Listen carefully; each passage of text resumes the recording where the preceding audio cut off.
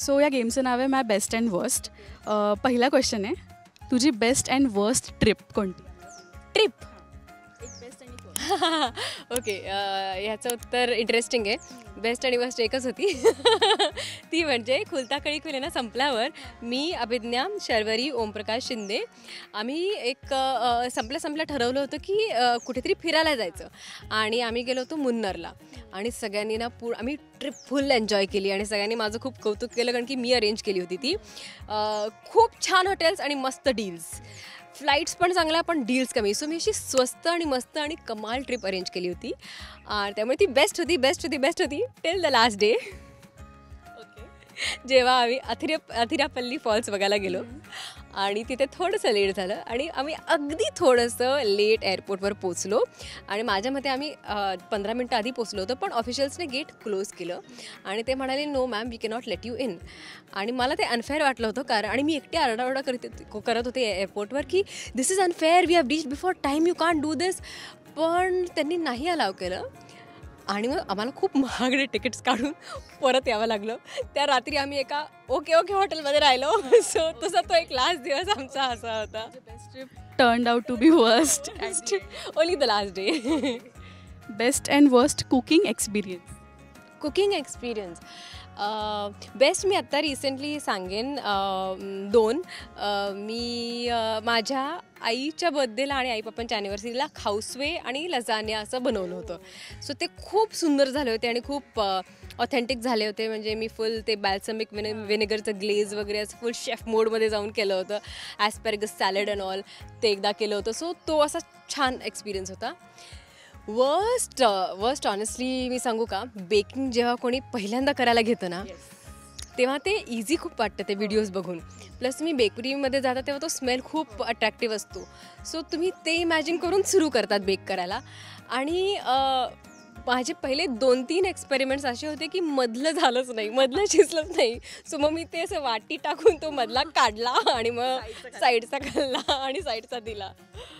अभिषेकचा पण same experience आहे केकवर, तू त्याला विचारू शकतेस ऑफ कॅमेरा कधी.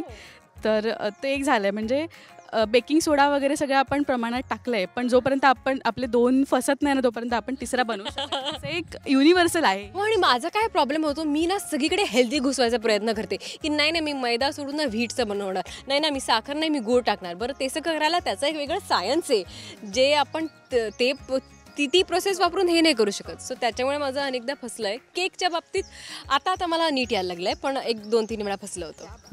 बरं, बेस्ट अँड वर्स्ट हॅबिट जी तुलाच वाटते की ही बेस्ट आणि ही वर्स्ट आहे. आता अरे खूप आहेत ग, वर्स्ट हॅबिट्स खूप आहेत. बेस्ट हॅबिट मला असं वाटतं मी ऑप्टिमिस्टिक खूप आहे. म्हणजे मला कुठल्याही सिच्युएशनमध्ये ठीक आहे आता काय ग्लास हाफ फुल मी खूप पटकन बघू शकते. आणि वर्स्ट मला वाटतं जे आता एवढं वर्स्ट राहिलं नाही आहे, कारण की मी ते स्वतःला टोचन लावून जरा ते ठीक केलं आहे, पण डिसिप्लिन रिगार्डिंग वर्कआउट. सगळ्यांसाठी आहे आपल्याला हे डिसिप्लिन. बरं, best and worst experience in public. म्हणजे कधी आपण चाहत्यांसमोर गेलो की काही बेस्ट एक्सपिरियन्सेस असतात आणि कधी असं वाटतं की नाही खूप ओव्हर द टॉप जाऊन काही लोक करतात जे कलाकार म्हणून कधी आपल्याला आवडू शकत नाही. तर तुझ्या बाबतीत असं घडलं का? बेस्ट खूप आहेत ग सांगण्यासारखे. आणि बेस्ट स्पेशली ना मला फर्स्ट पब्लिक अपिअरन्सेस खूप लक्षात आहेत. नंतर काय ते यूज टू होऊन जातात, तुम्हाला काही नॉवेल्टी नाही राहत की लोक येत आहेत फोटो काढत आहेत. ते ओव्हर द टाईम तो रॉनेस नाही राहत, इनोसेन्स नाही राहत.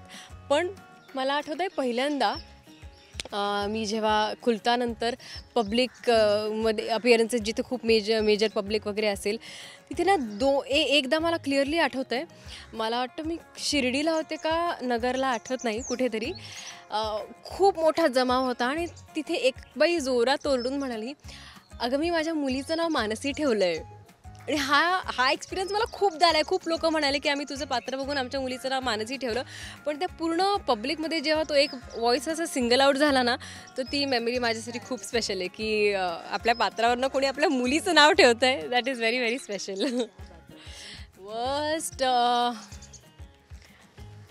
मला आठवावं लागेल गं. हां, वर्स्ट मी सांगू शकेन दहीहंडीला कुठेतरी गेलो होतो आणि मला अजिबात आवडत नाही जेव्हा आजूबाजूला कुठले कार्यकर्ते असतील किंवा कोणी असतील आणि त्यांच्या अंगातून दारूचा वास येतो आहे. I hate that. असं 1-2दा झालं आणि त्याच्यानंतर मी जे कोणी इव्हेंट ऑर्गनायझर्स होते त्यांना सांगितलं, मला पैसे आपण इव्हेंट्स अर्धे कमी करूया, मला पैसे नको आहेत, पण कुठेही माझ्या शेजारी तो दारू प्यायलेला झिंगलेला माणूस आला नाही पाहिजे. सो ते मी तिथेच कट केल्यामुळे वर्स्ट एक्सपिरियन्स झाला नाही त्याच्यामुळे. आणि कधी-कधी हे बोलणं खूप गरजेचं असतं आणि तू स्टँड नेहमीच घेतेस. सो त्यासाठी कौतुक तुझं आणि ते आम्हीसुद्धा इन्कल्केट केलं पाहिजे. Thank you so much Mayuri.